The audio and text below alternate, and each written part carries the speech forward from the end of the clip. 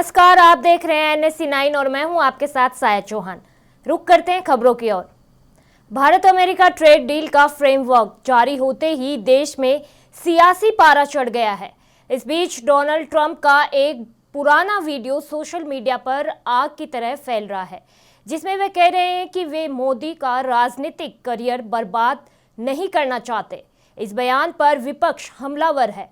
कांग्रेस ने पीएम मोदी को कॉम्प्रोमाइज्ड बताते हुए घेरा है, तो वहीं अखिलेश यादव ने सवाल उठाया है कि आखिर ट्रंप के पास मोदी की कौन सी गुप्त फाइल है।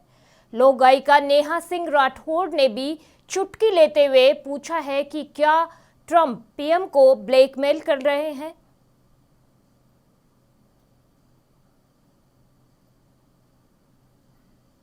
Modi is a great man. That he loves Trump. Now, I don't know if the word love, I don't want you to take that any different. I don't want to destroy his political career, okay? Modi is a great man. सरकार और विपक्ष के टकराव के बीच बड़ी खबर सामने आ रही है। कांग्रेस नेता राहुल गांधी को संसद में बोलने दिए जाने की मांग तेज हो गई है। इसी को लेकर राहुल गांधी के साथ विपक्ष के नेताओं की बैठक भी संपन्न हुई, जिसमें सूत्रों के मुताबिक तय रणनीति के अनुसार ओम बिरला के खिलाफ अविश्वास प्रस्ताव लाने की तैयारी की जा रही है। लोकसभा की कार्यवाही में कांग्रेस समेत विपक्ष के सांसदों ने राहुल गांधी को बोलने देने की मांग को लेकर हंगामा किया। लोकसभा अध्यक्ष ओम बिरला ने कहा कि सदन की कार्यवाही नियमों के अनुसार चलेगी और प्रश्नकाल पूरा होने दिया जाएगा। राजस्थान में खेजड़ी बचाओ आंदोलन ने अब राजनीतिक जोर पकड़ लिया है।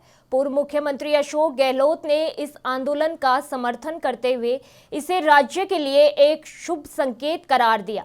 गहलोत ने कहा कि अरावली के बाद अब खेजड़ी को बचाने के लिए जिस तरह आमजन में पर्यावरण के प्रति चेतना आई है, वह बेहद सराहनीय है। उन्होंने सरकार और प्रशासन को नसीहत देते हुए कहा कि अब वो समय आ गया है जब विकास और प्रकृति के बीच संतुलन का सख्ती से पालन सुनिश्चित किया जाए। गहलोत का यह बयान ऐसे समय में आया है जब पर्यावरण संरक्षण को लेकर प्रदेश भर में बहस छिड़ी हुई है।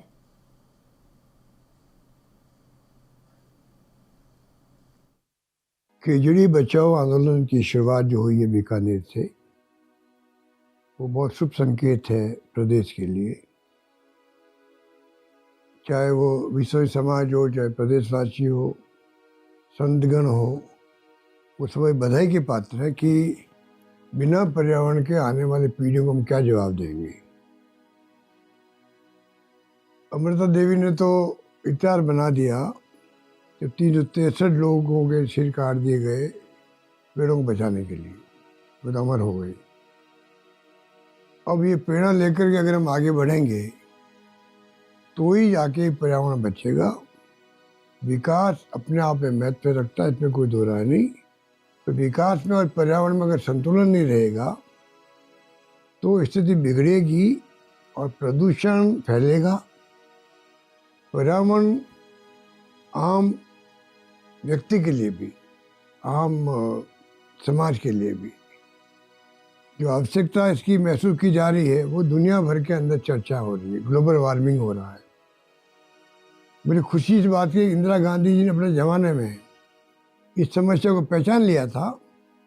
उन्होंने उस ज़माने के अंदर दुनिया में जाकर के ये आह्वान किया कि पर्यावरण को बचाना बहुत आवश्यक है, और वही थीम चल रही है आज तक भी। अब धीरे धीरे लोगों की समझ में आ रहा है, एक खाली बीकानेर में आंदोलन करने से काम नहीं चलेगा। धीरे धीरे प्रदेशवासियों को अपने अपने क्षेत्र में संगोष्ठियाँ करें, चर्चाएं करें, लोगों को समझाएं कि प्रदूषण और पर्यावरण का क्या महत्व है, किस प्रकार प्रदूषण समाप्त हो, उसमें हम क्या सोच सकते हैं। ये सोच पैदा करनी चाहिए प्रत्येक नागरिक को, और तब जाकर के संतुलन बनेगा तो मैं समझता हूँ कि समाज बचेगा और ये पर्यावरण बच पाएगा। क्योंकि पर्यावरण प्रेमी बैठे हैं, वो तो बधाई के पात्र है ही हैं, पर सरकार पे दबाव बनाना आवश्यक है। सरकार ने वादा किया है, वादा निभाए सरकार, मुख्यमंत्री खुद इंटरव्यून करे, बुला के बातचीत करे, तब जाकर ये कोई हल निकलेगा। और साथ साथ में जो कुछ भी पश्चिमी राजस्थान विशेष करते जो सोलर प्लांट लग रहे हैं विकास के लिए, वो जरूरी भी है। फिर साथ साथ में जो जिस लाखों की संख्या में खेजड़ी कट रही है, बाड़मेर, जैसलमेर, जोधपुर इत्यादि, जालोर, जहाँ भी सोलर प्लांट लग रहे हैं वहाँ पे हजारों की तादाद में पेड़ कटते जा रहे हैं। तो सरकार को नीति बनानी पड़ेगी कि हम किस प्रकार से किस हद तक जाएं आगे, जिससे कि आने वाले वक्त में जो आज हम भुगत रहे हैं, गर्मी ज़्यादा पड़ने लग गई उन इलाकों के अंदर, इसी कारण से ये गर्मी और सर्दी का संतुलन बिगड़ रहा है। तो आज आवश्यकता इस बात की कि सरकार खुद आगे बढ़ करके रिसर्च करवाए कि किस प्रकार प्रदेशवासी जो हैं वो जो सोच सकते हैं उससे वो मिलान कर सकते हैं अपने आप को, और फिर कोई फैसला कर सके जनहित के अंदर। ये मेरी बात। तमिलनाडु के मुख्यमंत्री M.K. स्टालिन ने तिरुवल्लुर के पोलिवक्कम में राज्य के सफाई कर्मचारियों के लिए एक ऐतिहासिक पहल की शुरुआत की है। मुख्यमंत्री ने सभी नगर निगमों, नगर पालिकाओं और नगर पंचायतों में निःशुल्क भोजन योजना के विस्तार का उद्घाटन किया है। इस योजना के तहत राज्य के 1,29,00,000 से अधिक सफाई कर्मचारियों को अब प्रतिदिन पौष्टिक भोजन उपलब्ध कराया जाएगा। कार्यक्रम के दौरान सीएम स्टालिन ने भोजन वितरण वाहनों को हरी झंडी दिखाकर रवाना किया। सरकार का उद्देश्य उन लोगों को स्वास्थ्य और सम्मान देना है जो हमारे शहरों को स्वच्छ रखते हैं।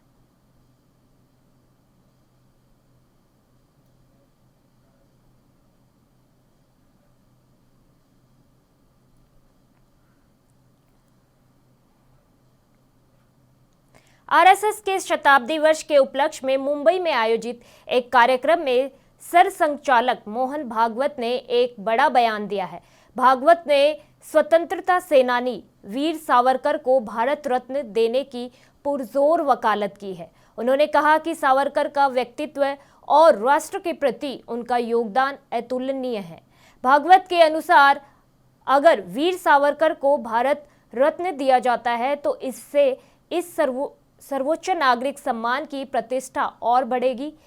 संघ प्रमुख का यह बयान राजनीतिक गलियारों में एक नई चर्चा छेड़ सकता है।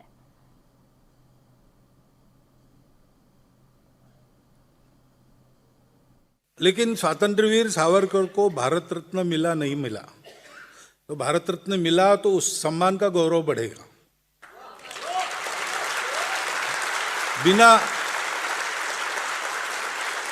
बिना उस सम्मान के ही वो लाखों करोड़ों हृदयों के सम्राट बने हैं।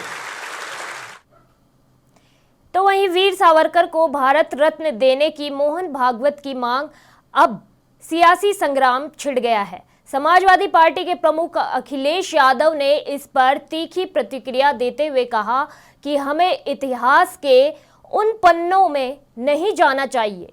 अखिलेश ने रहस्यमयी अंदाज में कहा कि राष्ट्रपिता महात्मा गांधी हमें दोबारा नहीं मिले और इसका कारण आपको पूछना चाहिए। अखिलेश ने भाजपा और संघ पर मुद्दों को भटकाने का आरोप भी लगाया और कहा कि वे 18 बराबर शून्य के गणित पर बहस चाहते हैं, लेकिन सरकार दूसरे विवादों में उलझा रही है।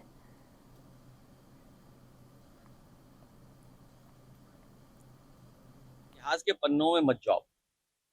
राष्ट्रपिता महात्मा गांधी दोबारा नहीं मिले, जिनका नाम आप ले रहे हो। राष्ट्रपिता महात्मा गांधी वो दोबारा नहीं मिले, वो कारण क्या था आप पूछिए। कोई बात हम ये कह देंगे तो बहस छेड़ दोगे। 18 = 0 हम इस पे चाहते हैं बहस, और आप बहस चाहते हो दूसरे पर। मजबूरी है आपकी, हम समझ सकते हैं कुछ अपनी। मैं ये चाहता हूं कि भारतीय जनता पार्टी ये बताए। मुंबई में आरएसएस के शताब्दी वर्ष कार्यक्रम में उस वक्त हलचल मच गई जब संघ प्रमुख मोहन भागवत को सुनने बॉलीवुड की दिग्गज हस्तियां पहुंची। अभिनेता विक्की कौशल ने पहली बार भागवत को सुनने के बाद कहा कि वे उनके विचारों से बेहद प्रभावित हैं। वहीं अभिनेत्री शिल्पा शेट्टी ने खुद को भागवत का बड़ा प्रशंसक बताते हुए उनकी विचारधारा का समर्थन भी किया। इस कार्यक्रम में सलमान खान जैसे सितारों की मौजूदगी ने भी यह सबका ध्यान खींचा। सोशल मीडिया पर बॉलीवुड के इस बदलते रुख की जमकर चर्चा हो रही है। यूजर्स इसे सनातन की जीत और बड़े बदलाव के रूप में देख रहे हैं। सबसे पहले तो इस शताब्दी समारोह पे सबको बहुत बहुत बधाई। और मैं एक्चुअली मोहन जी की बहुत बहुत बड़ी फ़ैन हूँ।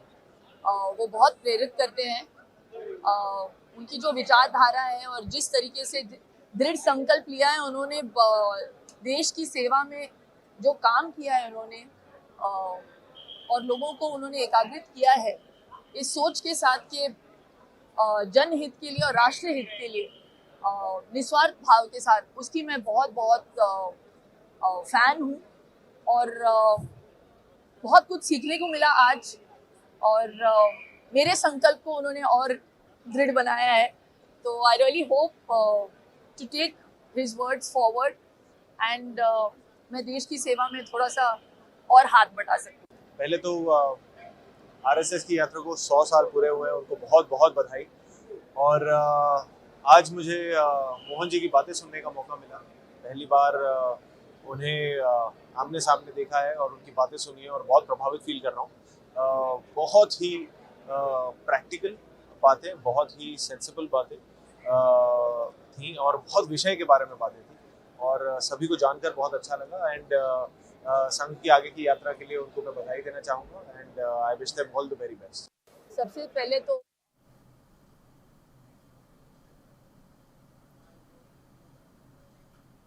खबर उत्तर प्रदेश से है, जहां विधानसभा में 11 फरवरी को पेश होने वाले बजट से पहले ही सियासी बयानबाजी तेज हो गई है। समाजवादी पार्टी के विधायक संग्राम यादव ने केंद्र सरकार के बजट को निराशाजनक बताते हुए योगी सरकार पर निशाना साधा है।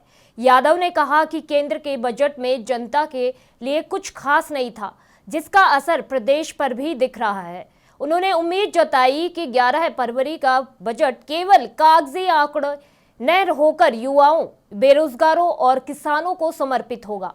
संग्राम यादव के अनुसार किसान देश की रीढ़ हैं और सरकार को इस बार उनके लिए ठोस कदम उठाने चाहिए।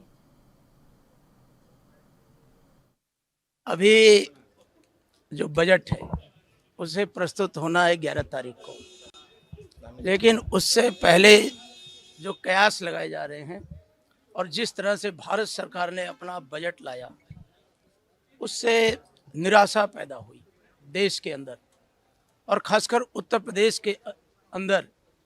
भारत सरकार के बजट में कुछ ऐसा नहीं हुआ जिसको लेके चर्चा की जाए और आपसे बातचीत की जाए। हमें उम्मीद है कि जो 11 तारीख को बजट आएगा वो बजट युवाओं को समर्पित होगा, बेरोजगार नौजवानों को समर्पित होगा और किसान जो इस देश की रीढ़ है उससे जुड़ा होगा। ऐसे प्रावधान आएंगे जिससे रोजगार बढ़ेगा, ऐसा हम उम्मीद करते हैं। बिहार की राजनीति से इस वक्त की सबसे बड़ी खबर सामने आ रही है। पूर्व मुख्यमंत्री लालू प्रसाद यादव के बड़े बेटे तेज प्रताप यादव ने अपनी जान को खतरा बताते हुए एक सनसनीखेज बयान दिया है।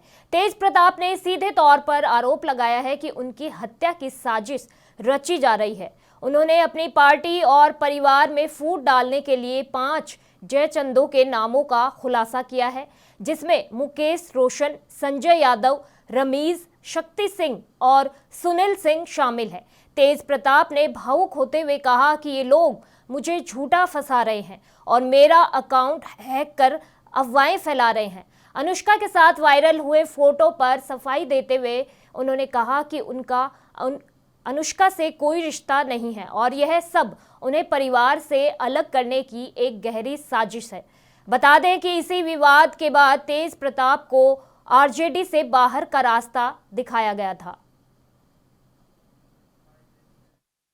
आज मैं पर्दाफाश करने जा रहा हूँ कि जयचंद नंबर 1 कौन है। तो सबसे पहले कि जयचंद नंबर 1 जो हमसे जो विधानसभा में आरजेडी के कैंडिडेट हुए थे मिस्टर मुकेश रोशन, वो मुकेश रोशन का उस लड़की के साथ क्या ताल्लुकात है, मामा और भगिना का क्या रिलेशन है, वो लोग जाने, उनका वो मैटर है। कि जिस तरीके से हमको सोशल मीडिया पे जयचंदो द्वारा, और कौन कौन है जयचंद, नंबर 1 तो मुकेश रोशन, नंबर 2 में हो गए संजय यादव, ठीक है, और नंबर 3 में हो गए रमीज कौन है, और नंबर 4 में आ गए शक्ति सिंह कौन है, और 5वें नंबर पे हैं सुनील सिंह कौन है, और भी इनके इर्द गिर्द एल्चा बेल्चा चंगू मंगू छुटपुटिया लोग जो इनके साथ हैं, जो कि और भी जो उसमें उस पार्टी में छात्र राजद में जो 4-5 लोग जो लड़के लोग हैं जो उनके इर्द गिर्द इशारे पे सोशल मीडिया पे हमारे बारे में भद्दी भद्दी गाली और गंदा गंदा गाली लोग देने का काम करता है, किसी को किसी से जोड़ देता है, किसी को किसी से जोड़ देता है। ये जो र्यूमर हमारे बारे में उतारा जा रहा है और इसको लेकर के, और उधर के कुछ पार्टी के लोग भी जिस तरीके से मांझी जी ने भी जो ट्वीट किया, इस सारी चीजों को मैं खारिज करता हूँ। पूरे तरीके से बेबुनियाद तरीके से हमारे ऊपर इस तरीके का ब्लेम लगाने का काम किया, हमारी छवि को खराब करने का काम किया गया है। हम इसको, ये जो संबंध है, इससे जुड़ा संबंध को हम पूरे तरीके से खारिज करते हैं। इससे हमारा कोई लेना देना नहीं है, हमारा कोई संबंध नहीं है। पिछले दफा हमने जो हमारा फोटो वायरल हुआ था उसमें हमने ये कह दिया था कि हमारा अकाउंट को हैक किया गया, वो सही में हैक किया गया था, वो बात सभी लोग जानते हैं हर एक चीजों को। तो इस बार भी हमको टारगेट किया, केवल हमको क्यों टारगेट किया जाता है, क्यों हमको टारगेट किया? क्योंकि हम जनता के बीच में रहते हैं, लगातार जनता में हमारा कार्यक्रम लगा रहता है, हर एक जगह हम जाते हैं, लोग हुजूम में आता है हमारे पास। जिस तरीके से आदरणीय श्री लालू प्रसाद यादव जी, हमारे पिता को जिस तरीके से झूठे मुकदमे में फंसाया गया था, अब ये षड्यंत्रकारी हमको फंसाना चाहते हैं किसी न किसी माध्यम से। कभी कुछ हवाला दे रहे हैं, कभी कुछ हवाला दे रहे हैं। तो हम ये जानना चाहते हैं कि संबंध के बारे में जोड़ दिया, तो ये भी संबंध उस लड़की का जोड़ा जाए ना, अनुष्का का, कि आकाश भाटी कौन है, आकाश गुजर कौन है, ये आकाश गुजर कौन है जो उसका संबंध है, गोला रोड में रहता है। ये चीज जो पकड़ा जाए मीडिया के द्वारा। हम ये आपके पीसी में आज प्रेस कॉन्फ्रेंस में हम ये कहना चाहते हैं कि ये कौन है, पता किया जाए कि कौन है ये।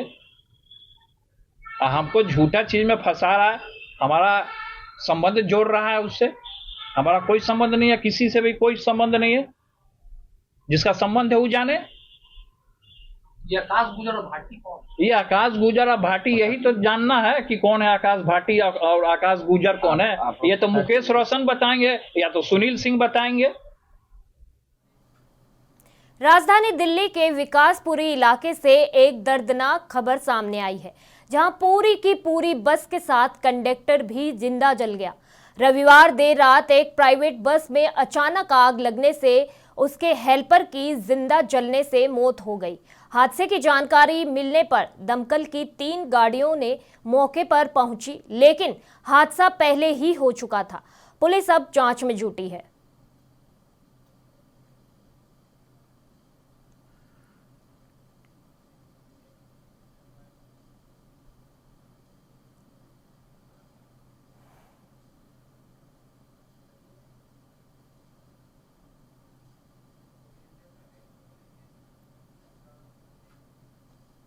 पप्पू यादव की गिरफ्तारी के विरोध में कांग्रेस कार्यकर्ताओं ने प्रदर्शन किया।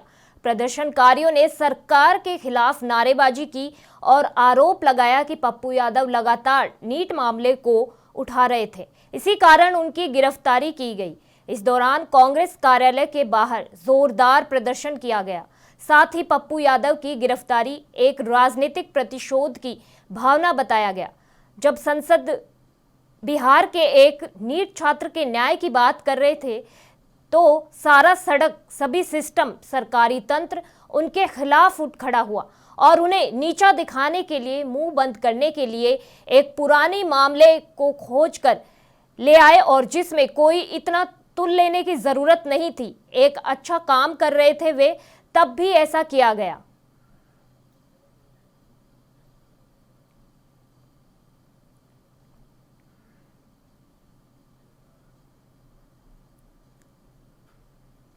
खबर लखनऊ से है, जहां बजट सत्र से पहले उत्तर प्रदेश विधानसभा में समाजवादी पार्टी के विधायकों ने जोरदार प्रदर्शन किया। ये प्रदर्शन लोक माता अहिल्याबाई होलकर की मणिकर्णिका घाट तोड़े जाने को लेकर किया गया।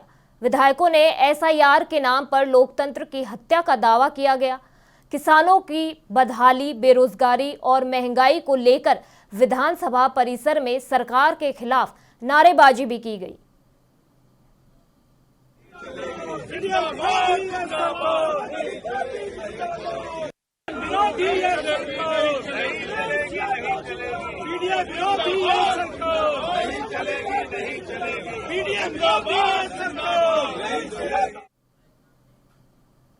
उत्तर प्रदेश के कानपुर से एक बड़े हादसे की खबर सामने आ रही है।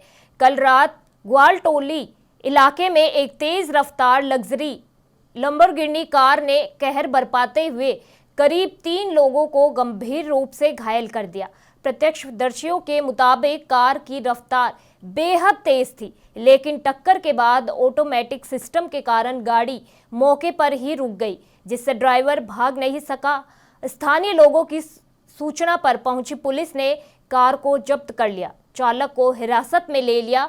घायलों का अस्पताल में इलाज जारी है। वहीं पुलिस ने पीड़ितों की शिकायत पर मामला दर्ज कर कानूनी जांच शुरू कर दी है।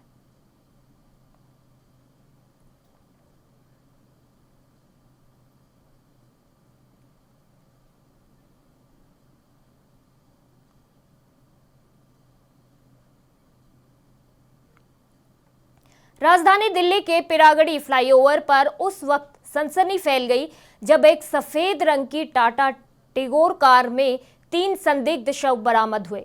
मृतकों में एक महिला, 2 पुरुष शामिल हैं। शुरुआती जानकारी के मुताबिक महिला और एक पुरुष की उम्र करीब 40 साल है, जबकि तीसरे व्यक्ति की उम्र 60 वर्ष के आसपास बताई जा रही है। मौके पर पहुंचे डीसीपी सचिन शर्मा जांच टीम को लूटपाट के कोई निशान नहीं मिले, जिससे जहर खाकर जान देने की प्रबल आशंका जताई जा रही है। पुलिस ने तीनों शवों को कब्जे में लेकर पोस्टमार्टम के लिए अस्पताल भेज दिया है।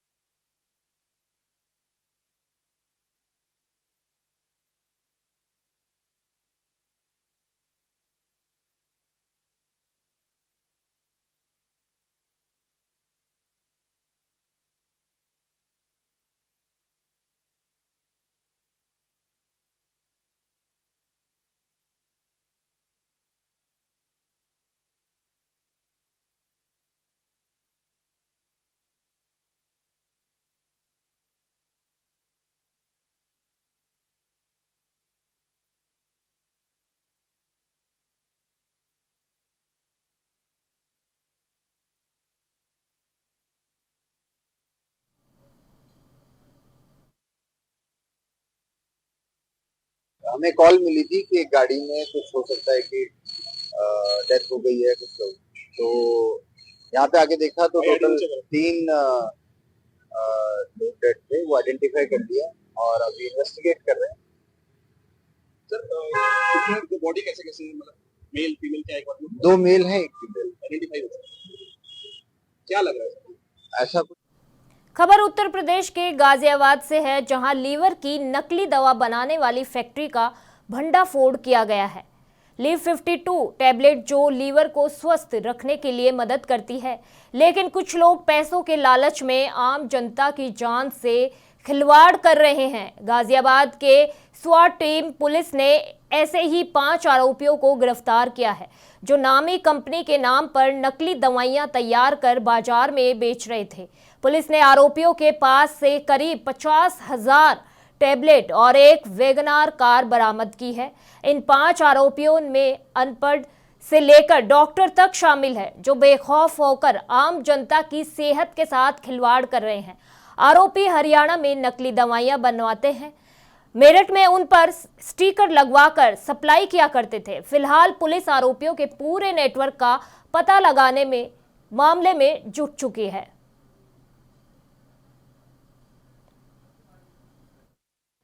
3 जनवरी को हिमालयन कंपनी से एक शिकायत आई थी कि इनका कुछ माल जो है वो फर्जी माल बना करके दुकानों पर सप्लाई किया जा रहा है।